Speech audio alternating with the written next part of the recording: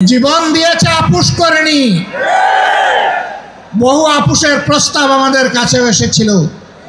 ফাঁসির কাস্টে নেতৃবৃন্দকে পাঠিয়ে দেওয়ার আগে জনে জনে দফায় দফায় প্রস্তাব এসেছিল। বাংলাদেশের জনগণ জানে জীবিত অবস্থায় আল্লাহর সেই নেক বান্দারা, বাংলাদেশের বীর সন্তানেরা, তারা ওই সমস্ত প্রস্তাবগুলোকে পায়ের তলে ফেলে দিয়েছিলেন। আমরা তাদের উত্তরসূরি। সুতরাং মেহেরবানি করে আমাদের আর ধৈর্যের পরীক্ষা নেবেন না, তাকে মুক্তি দিন। কেন আমাদের নিবন্ধন আটকে রেখেছেন? নিবন্ধন তো জালিম সরকার কেড়ে নিয়েছিল। সেই জুলুম আপনারাও কি আমাদের উপরে করবেন?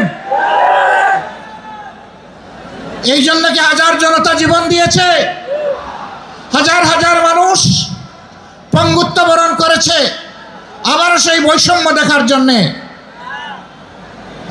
আমরা বাংলাদেশের মাটিতে আর কোনো বৈষম্যকে বরদাস্ত করব না।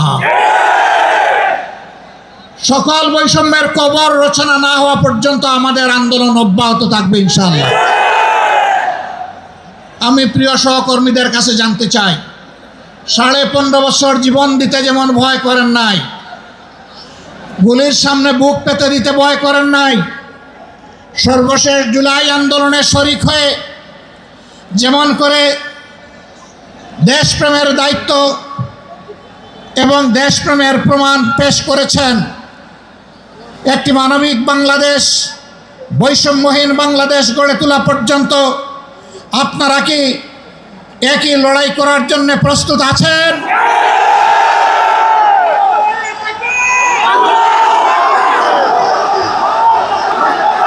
ছাত্র যুবক বন্ধুদের কণ্ঠে কণ্ঠ মিলে বারবার বলতে চাই,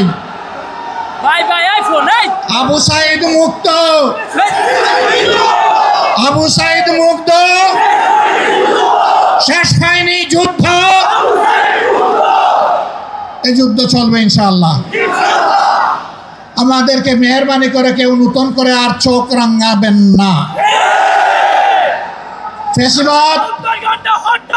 ফেসিবাদের ভাষায় কেউ কথা বলবেন না,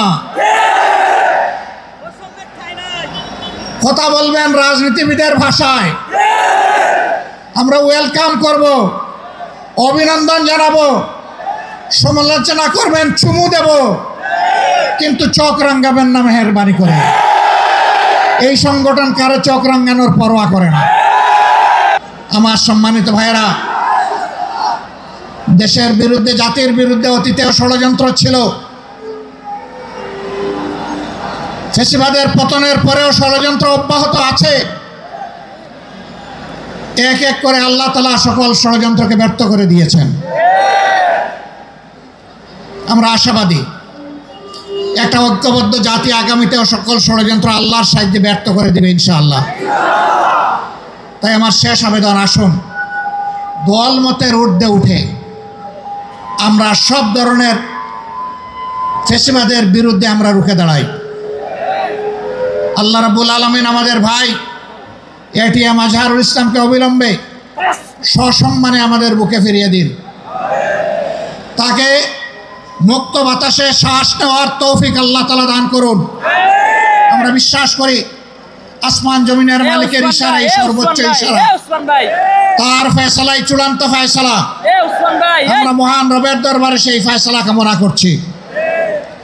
আপনাদের সকলকে আজকের এই আয়োজন সফল করার জন্যে প্রিয় সংগঠনের পক্ষ থেকে আন্তরিক কৃতজ্ঞতা এবং মোবারকবাদ জানিয়ে অনাগত দিনের লড়াই সংগ্রামের রাজপথে আবারও সংগ্রামী ভূমিকা রাখার উদাত্ত আহ্বান জানিয়ে আমার বক্তব্য এখানেই শেষ করছি। আল্লাহ হাফেজ।